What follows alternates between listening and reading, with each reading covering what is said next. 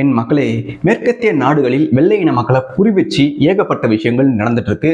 அதுலயும் வெள்ளை இன மக்களுடைய வரலாற்றை அடியோட மாத்தி அமைச்சு வெள்ளை இன மக்களை ஒரு குற்றத்திற்கு உள்ளாக்கும் வேலையை இங்க பண்ணிட்டு இருக்காங்க. மல்டிகல்ச்சரலிசம் என்ற பெயரில் இவங்க வெள்ளை இன மக்களை ஒரேடியா அழிக்கணும்னு திட்டம் போட்டு செயல்படுத்திட்டு வந்துட்டு இருக்காங்க. இதுக்கான சிறந்த உதாரணம் தான் இந்த மணிச்சோ பொண்ணு பேசின ஃபெமினிசம்னா என்னன்னே தெரியாம அறகுறையா பேசின அந்த ஒய் வி ஹேட் உமன். அதுல வந்து அட்லசன் சீரிஸ் பத்தி பேசியிருக்கோம் அந்த பொண்ணு. அதுல பாத்தீங்கன்னா அந்த சீரீஸ்ல இருக்க உண்மைத்தன்மை என்ன, அது எந்த கதையை மையப்படுத்தி எடுத்தது, ஆனா அந்த சீரீஸ்ல எப்படி ரெப்ரசென்ட் பண்ணியிருக்காங்கன்றத தெளிவா சொல்லியிருப்பேன். இந்த மாதிரியான விஷயம் தான் இங்கே மேற்குலகம் முழுக்க வெள்ளை இன மக்களை மையப்படுத்தி நடந்துட்டு இருக்கு. இந்த விஷயம் இங்க இருக்க யூடியூப்ல உட்கார்ந்து உலக அரசியல் பேசுறேன், ஃபெமினிசம் பேசுறேன்னு சொல்ற முக்கால்வாசி தற்குறிகளுக்கு தெரியவே தெரியாது. ஆனா லட்சக்கணக்கான சப்ஸ்கிரைபர்ஸ் இருக்கிறதால இதுங்க எதுவுமே தெரியாம எதையாவது உளறிட்டு அதுதான் உண்மைன்னு தன்னுடைய சப்ஸ்கிரைபர்ஸும் ஏமாத்தி வச்சிருக்காங்க. அந்த வகையில ஹாலிவுட் தான் ஓகிசத்தை பயங்கரமா ப்ரமோட் பண்ணுவாங்க. இந்த ஆரம்ப காலத்துல இருந்தே சினிமா எப்போ உருவாச்சோ அதுல இருந்தே பாத்தீங்கன்னா ஒரு 30 வருஷத்துக்கு பின்னாடியில இருந்தே இவங்க என்ன பண்ண ஆரம்பிச்சிட்டாங்கன்னா முழுக்க முழுக்க இந்த ஓகிச மென்டாலிட்டியை கொஞ்சம் கொஞ்சமா புகுத்த ஆரம்பிச்சாங்க. யாரெல்லாம் எல்ஜிடிவிக்கு ஆதரவா பிளே பண்றாங்களோ அவங்களுக்கு ஆஸ்கார் கொடுக்கறதோ, யாரெல்லாம் இந்த குடும்ப கட்டமைப்பு தவறுன்னு பேசுறாங்களோ அவங்களுக்கு ஆஸ்கார் கொடுக்கறதோ, யாரெல்லாம் இது மாதிரி சமூகத்துல பாரம்பரியம், பழமை, கலாச்சாரம் இது எல்லாம் தேவையில்லை, மாடர்னிசம் தான் முக்கியம், ஓகிசம் தான் முக்கியம்னு பேசுறாங்களோ அவங்களுக்கு அவார்ட்ஸ் கொடுக்கறதுன்னு இது மாதிரி கொஞ்சம் கொஞ்சமா பண்ணிட்டு வந்தவங்க கரெக்டா 2000ஆம் ஆண்டுக்கு பிறகு வெளிப்படையா இதை பண்ண ஆரம்பிச்சாங்க. அதுக்கு சிறந்த உதாரணம் எதுன்னு பாத்தீங்கன்னா அலெக்சாண்டர் படத்துல எல்லாமே சரியா இருக்கும் ஒரு விஷயத்தை தவிர. அது என்னன்னா, அலெக்சாண்டர் வந்து ஒரு ஆம்பளை தலைவின்னு காமிச்சிருப்பாங்க. அது மிகப்பெரிய வரலாற்று பிழை. அலெக்சாண்டர் வரலாற்றிலேயே இல்லாத ஒரு விஷயத்த இவங்க வேணும்னே இந்த அஜெண்டாவுக்காக அதுல திரிச்சிருப்பாங்க. இந்த விஷயம் தெரிஞ்ச அப்போதைய மக்கள் இந்த அலெக்சாண்டர் படத்தை பார்த்தவங்க எங்களுடைய நாகரிகத்தையும் எங்களுடைய பண்பாட்டையும் கொச்சப்படுத்தும் விதமா அலெக்சாண்டர் இப்படி காமிச்சிருக்காங்கன்ற பிரச்சனைகள்லாம் வந்துச்சு. அந்த மாதிரியான விஷயங்கள் இங்க இருக்க சொன்ன யூடியூப்ல உட்காந்து உலக அரசியல் பேசுற கோமாளிகளுக்கு தெரியாது. அதே மாதிரிதான் இப்போ எதுல கை வச்சிருக்காங்கன்னு பாத்தீங்கன்னா, வெஸ்டர்ன் மக்களுடைய, மேற்கத்திய மக்களுடைய பாரம்பரியம், கலாச்சாரம், அவங்க எந்த ஒரு கதையை பார்த்து தங்களுடைய நாகரிகம் இப்படித்தான் இருந்ததுன்னு அவங்க காலகாலமா கட்டமைச்சிட்டு வராங்களோ அந்த நாகரிகத்துடைய முக்கியமான லிட்ரேச்சரா இருக்கக்கூடிய இந்த ஹோமருடைய ரைட்டிங்ஸ் எல்லாத்தையுமே செலக்டடா வேணும்னே இவங்க கேவலப்படுத்துற வேலையை பார்த்துட்டு இருக்காங்க. இப்போ தமிழர்களுக்கு சங்க இலக்கியம் இருக்கு, நம்ம இந்தியர்களுக்குன்னு ஏகப்பட்ட லிட்ரேச்சர் இருக்கு. அது எல்லாமே நம்மளுடையதுன்னு கர்வம் நமக்கு இருக்கு. அந்த வகையில சங்க இலக்கியத்துல மென்ஷன் பண்ணிருக்க மன்னர்கள் எல்லாருமே பிரிட்டிஷ் நாட்டை சேர்ந்தவர்கள், அவர்கள் வெள்ளையர்கள்னு வெள்ளைக்காரன் இங்க வந்து எழுதி வச்சிருந்தா எப்படி இருந்திருக்கும்னு யோசிச்சு பாருங்க. இல்ல அவன் தான் இப்போ ஒரு படம் எடுக்கிறான்னு வைங்க, ராஜராஜ சோழன் பத்தி படம் எடுக்கிறான், அதை வந்து ஒரு வெள்ளைக்காரனை வச்சு அவன் தான் ராஜராஜ சோழன் இவன் படம் எடுத்தா நமக்கு எவ்வளவு வெறியா இருக்கும். அந்த மாதிரியான விஷயத்தை தான் இங்க பண்ணிட்டு இருக்காங்க. இங்க யாரெல்லாம் வெள்ளை இன ஐகான்ஸா இருக்காங்களோ, வெள்ளை இன வரலாற்று வீரர்களா இருக்காங்களோ, வெள்ளை இன வரலாற்றுக்கு முந்தைய முன்னோர்களா இருக்காங்களோ அவங்க எல்லாரையுமே என்ன பண்றாங்கன்னா கரெக்டா குறி வச்சு அவங்களுடைய நிறத்தை மாத்தி அவங்க வெள்ளையர்கள் கிடையாது, அவங்க கருப்பினத்தவர்கள்ன்ற மாதிரியே ஃபியூச்சர் ஜென்ரேஷனுக்கு இவங்க ப்ரொஜெக்ட் பண்றாங்க. இது மூவி லெவல் ப்ராபகேண்டா. இதுல வர விஷயங்கள் எல்லாத்தையுமே சின்ன பசங்க பாக்குறாங்க. சின்ன பசங்க பார்க்கும்போது அவங்களுக்கு என்ன தோணும்னா, ஓ இதுதான் ரியாலிட்டி அப்படின்ற விஷயம் தோணும். சாதாரணமா நாம சின்ன பசங்களை ஈஸியா இன்ஃப்ளூயன்ஸ் பண்ணிடலாம். அந்த மாதிரியான விஷயத்த திரைப்படங்கள் மூலமா பல வருஷமா பண்ணிட்டு வராங்க இந்த ஹாலிவுட். அந்த வகையில இவங்க இப்ப கை வச்சிருக்கிறது எது? ஹோமருடைய இந்த மேற்கு மக்களுடைய மிக முக்கியமான லிட்ரேச்சர். இந்த ஹோமருடைய இந்த ரைட்டிங்ஸை பத்தி இன்னொரு முக்கியமான விஷயம் சொல்றேன் பாருங்க. எப்படி நமக்கு சங்க இலக்கியங்கள் முக்கியமோ அந்த மாதிரி அமெரிக்காவிலையும் சரி, இந்த மேற்குலகத்திலையும் சரி, இந்த ஹோமருடைய இந்த இலியட் அண்ட் ஆடிசி இதை வந்து எஜுகேஷனல் கரிக்குலத்துல வச்சு இவங்க பன்னெடுங்காலமா இதை ஒரு பாரம்பரியமாவே தங்களுடைய வெள்ளை இன மக்களுக்கு பாடம் எடுத்துட்டு வராங்க. அப்படி இருக்க ஒரு முக்கியமான லிட்ரேச்சர் வந்து இந்த நோலன் பொறுக்கி ஓகிசத்துக்காக, பணத்துக்காக கேவலமான வேலையை பண்ணி வச்சிருக்கான் இந்த படத்துல. ஆக்சுவலி ஓகிசம் வந்து ரொம்ப பீக்கா இருக்கும்போது கூட நோலன் இது மாதிரியான வேலை பண்ணவே இல்லை. ஆனா இப்பயுமே இந்த மாதிரி பண்றது ரொம்ப ஆச்சரியமா இருக்கு. ஒரு அவார்டுக்காக இந்த பொறுக்கியெல்லாம் என்ன மாதிரியான கீழ்த்தரமான வேலை பண்ணி வச்சிருக்கான்றதை நினைச்சா உண்மையாவே வருத்தமா இருக்கு. ஏன்னா இந்த கேஸ்டிங்கை பார்த்து கிரேக்க மக்கள் ரொம்ப கேவலமா கடுப்பாகிட்டாங்க. ஏன்டா உனக்கு இந்த கேஸ்டிங் பண்றதுக்கு தான் நாங்க மில்லியனை வாங்கிட்டு உன்னை இங்க வந்து எல்லா லொகேஷன்லயும் படையெடு அப்படின்னு நாங்க அனுமதிச்சோமான்னு கேட்கிற அளவுக்கு அவங்கள வெறுப்படைய வச்சிருக்கான் இந்த நோலன் எடுத்திருக்க இந்த ஆடிசி படம் எந்த புத்தகத்தை மையப்படுத்தி எடுத்திருக்குன்னு பாத்தீங்கன்னா, இந்த எமிலி வில்சன் என்ற ஃபெமினிச பைத்தியம் பிடிச்ச பைத்தியம் டிரான்ஸ்லேட் பண்ண அந்த புத்தகத்தை மையப்படுத்தி எடுத்திருக்கோம்னு சாரே சொல்றாரு. ரொம்ப ரொம்ப மட்டமான கேவலமான பிழையான டிரான்ஸ்லேஷன்னா அது இந்த எமிலி பண்ண டிரான்ஸ்லேஷன் தான்னு உலக மக்கள் அனைவரும், அதாவது ஹோமருடைய இலியட் அண்ட் ஆடிசியை பத்தி தெரிஞ்ச அதை படிச்ச எல்லாருமே காரி துப்புன ஒரு டிரான்ஸ்லேஷனை இவன் எடுத்து அதுல இருந்து ஸ்கிரிப்ட் மேக் பண்ணி அதுல இருந்து படத்தை உருவாக்கியிருக்கானா இவன் எப்பேற்பட்ட ஓகிச கல்ட்டுக்குள்ள பூந்துட்டான்றதை யோசிச்சு பாருங்க. ஹோமருடைய, அதாவது ஒரு மக்கள் இனத்துடைய லிட்ரேச்சர், அவங்க தூக்கி கொண்டாடுற ஒரு லிட்ரேச்சர்ல இருக்கிற அந்த கதையவும் மாத்துறது, அந்த கதை நடக்கும் அம்சத்தையும் மாத்துறது, அங்க பயன்படுத்தின எல்லா விதமான பொருட்கள், ஆடைகள், அவங்களுடைய கலாச்சாரம் எல்லாத்தையும் மாத்துறது, அவங்க பேசின வசனங்களை மாத்துறது, அதுல நடிச்ச அதாவது அந்த அந்த லிட்ரேச்சர்ல இருந்த அந்த கதையில வாழ்ந்ததாக சொல்லப்படும் மக்களுடைய இனத்தையே மாத்துறது, நிறத்தையே மாத்துறதெல்லாம் இப்பேற்பட்ட கேவலம்டா. மக்களை நீங்களே யோசிச்சு பாருங்க. இதெல்லாம் வந்து நம்ம சாதாரணமா கலந்து போயிடலாம். படத்தை படமா பாருங்க தோழன்னு சொல்லுவாங்க இல்லையா? இந்த மாதிரியான 90% முட்டாள்கள் நம்ம இந்தியாவில் மட்டும்தான் இருப்பானுங்க. அதுலயும் இந்த நோலன் கண்ணிகள். இந்த படம் ட்ரெய்லர் வந்ததும் மேற்கத்திய மக்கள் காரி துப்பிட்டாங்க நோலனுடைய ஓகிசத்தை பார்த்து. ஆனா நோலனுடைய இந்த ஓகிசம்னா என்னன்னே தெரியாத இதுக்கு நெருப்பு விட்ட கூட்டம் எங்க இருக்கு தெரியுமா? அது இங்கதான் நம்ம இந்தியாவில் இருக்க நோலன் கண்ணிகள் மட்டும்தான். மீதி எல்லாருமே ஜென்ரலாவே இந்த ட்ரெய்லரை பார்த்து கழுவி ஊத்துனாங்க. ஏன்னா இது அப்பட்டமான குப்பைன்றத அந்த ட்ரெய்லர் காமெண்ட்ஸ்லயே போய் பார்த்தீங்கன்னாவே உங்களுக்கே தெரியும் எப்பேற்பட்ட வேலையாட்டாக இவன் பார்த்து வச்சிருக்கான்னு. எல்லாம் காண்டானாங்க.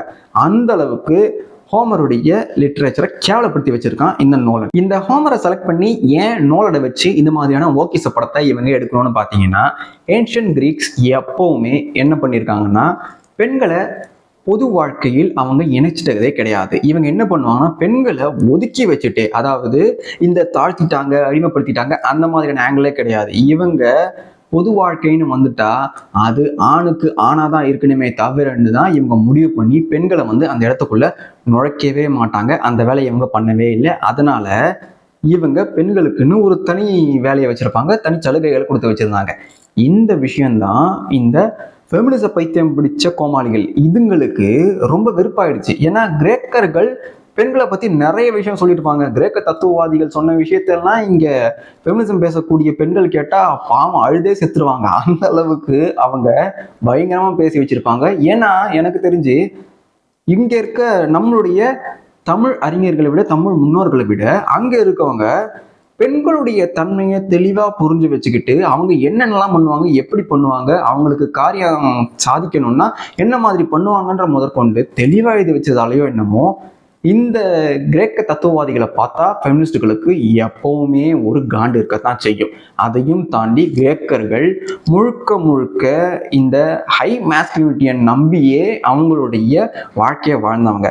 ஸோ பெண்களுக்குன்னு ஒரு வேலை இருக்கு, அவங்களுக்குன்னு ஒரு இடம் இருக்குன்றத அவங்க முழுமையா நம்பினாங்க. அவங்க மட்டும் கிடையாது, ஏன்ஷியன் ட்ரெடிஷன்ல இருந்த எல்லாருமே ஆணுக்கு இந்த ரோல், பெண்ணுக்கு இந்த ரோல்ன்றத தெளிவா இருந்தாங்க. இதை வந்து உடைச்சி இங்க ஃபெமினிசத்தை பூத்தி அப்படிலாம் கிடையாது, ஆணுக்கு நிகர் பெண்ணுன்னு என்னைக்கு உருட்டி விட்டாங்களோ அன்னையிலிருந்தே இந்த பெண்களுக்கு அவங்களுடைய உண்மையான நிலை என்னன்னு தெரியவே இல்லை. அதே மாதிரி அவங்களுக்கு முட்டு கொடுக்குற இந்த ஆண் ஃபெமினிஸ்ட் தான் இந்த ஃபீமேல் ஃபெமினிஸ்ட்டை விட ரொம்ப ரொம்ப கேவலமானவனுங்க. ஏன்னா அவனுக்கு எந்த வரலாறும் தெரியவே தெரியாது. அந்த வகையில இந்த ஹோமர்ல இருக்க வரலாறும் தெரியாம நோலன் கண்ணிகளா இருந்துட்டு முட்டு கொடுத்துட்டு இருக்கானுங்க. இந்த நோலன் 100% இந்த ஓகிச கல்ட்டுக்குள்ள புகுந்துட்டான்றதுக்கே இந்த படம் ஒரு சிறந்த உதாரணம் மக்களே. இந்த பூமியில ஆண்களுக்கு பஞ்சமான்னு தெரியல, அதுலயும் கிரேக்கத்துல ஆண்களுக்கு பஞ்சமா இல்ல பெண்களுக்கு பஞ்சமான்னு தெரியல. ஒரு கேஸ்ட்ல கூட கிரேக்க மெம்பர் இல்லவே இல்லை. அதுலயும் இந்த பெண்ணா இருந்து ஆணாக மாறிய இந்த எலனை போய் ஒரு கிரேக்க வாரியரா இதுல வந்து என்ன பண்ணியிருக்காங்கன்னா கிறிஸ்டோபர் நோலன் சார் வந்து காஸ்டிங் பண்ணியிருக்காரு. எப்படி இதை பார்த்தா உங்களுக்கு வாரியர் மாதிரி இருக்கா? யோசிச்சு பாருங்க. கிரேக்க போராளி மாதிரி இருக்கா இல்ல கிரேக்க போர் வீரர் மாதிரி இருக்கா? எந்த ஆங்கிள் இது போர் வீரர் மாதிரி இருக்குன்னு எனக்கு சத்தியமா தெரியல. ஒரு ஆம்பளை உனக்கு கிடைக்கலையாடா இந்த கேஸ்டிங் பண்றதுக்குன்னு கேட்கதான் தோணுது. இதைத்தான் அந்த நாட்டை சேர்ந்த மக்களும் கேட்குறாங்க.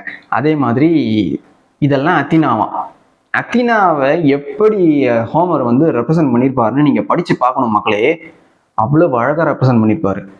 அந்த கேரக்டருக்கு இதை தூக்கி போட்டு வச்சிருக்கானுங்க.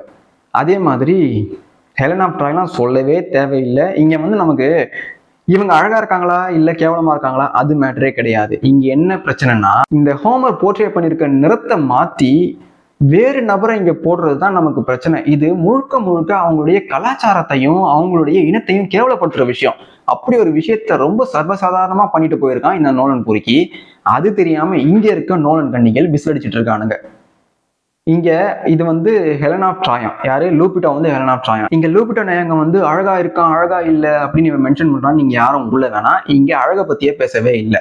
இந்த ஹோமர் என்ன மென்ஷன் பண்ணிருக்காருன்னு பாத்தீங்கன்னா ஹெலன் ஆஃப் ட்ராயோடைய அழகை பார்த்தே இங்க அவ்வளவு ஆண்கள் விழுந்துருவானுங்களாம்.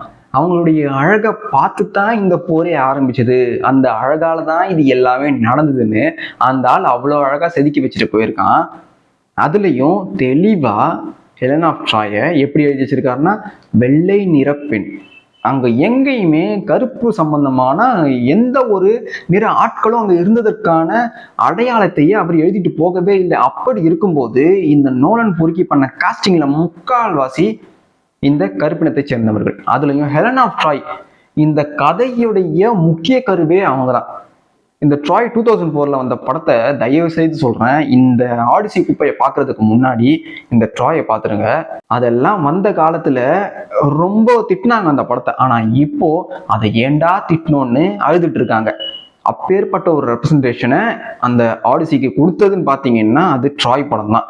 அதே மாதிரி இது சம்பந்தமா சீரீஸ் ஒன்று இருக்கு, அந்த சீரீஸோட ஸ்கிரீன்ஷாட் போடுறேன். அதுக்கப்புறம் இன்னொன்னும் இருக்கு. இது மாதிரி நிறைய இருக்கு. தயவு செய்து இந்த ஆடிசி குப்பைக்கு பதிலாக இது எல்லாத்தையுமே பாருங்க. பிராக்டிக்கல் எஃபெக்ட்ஸை யூஸ் பண்ணி கூட அவ்வளவு அழகா எடுத்திருப்பாங்க. எந்தவித நிறத்தை மாத்தியே இவங்க திருப்பி வேலை பண்ணிருக்கவே மாட்டாங்க.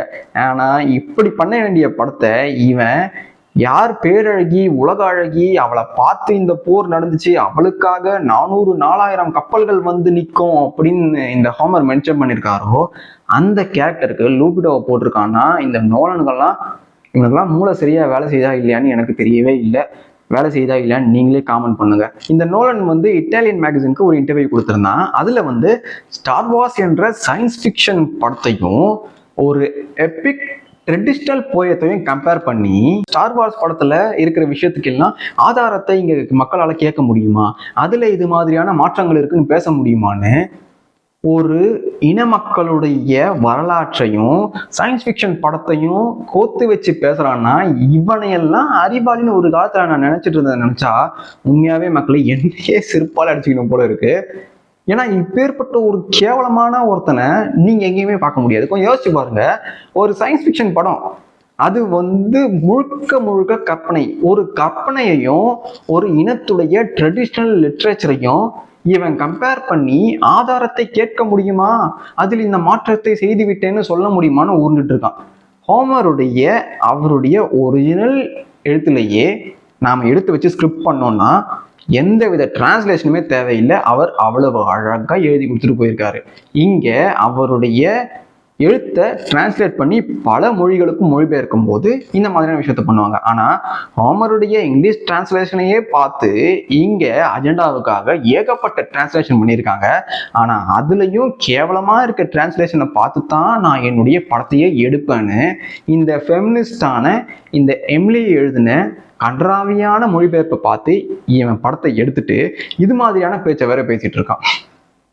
ஹோமர் அந்த கதையில நடந்த எல்லா விஷயத்தையும் முதற்கொண்டு அதுல வந்த மிருகங்கள், அதுல அவங்க பயன்படுத்திய பொருட்கள்னு எல்லாத்தையுமே டீட்டெயிலா மென்ஷன் பண்ணிட்டு போயிருக்காரு. அதுல இருந்து ஸ்கிரிப்ட் எழுதுறது ரொம்ப ஈஸி.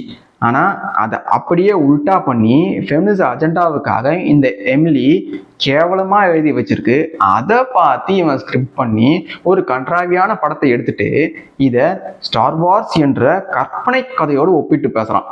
இவனையும் அறிவாளின்னு இங்கே இருக்க நம்ம உள்ளூர் விஞ்ஞானிகள், பகுத்தறிவு மேதாவிகள் தூக்கி வச்சு கொண்டாடிட்டு இருப்பாங்க.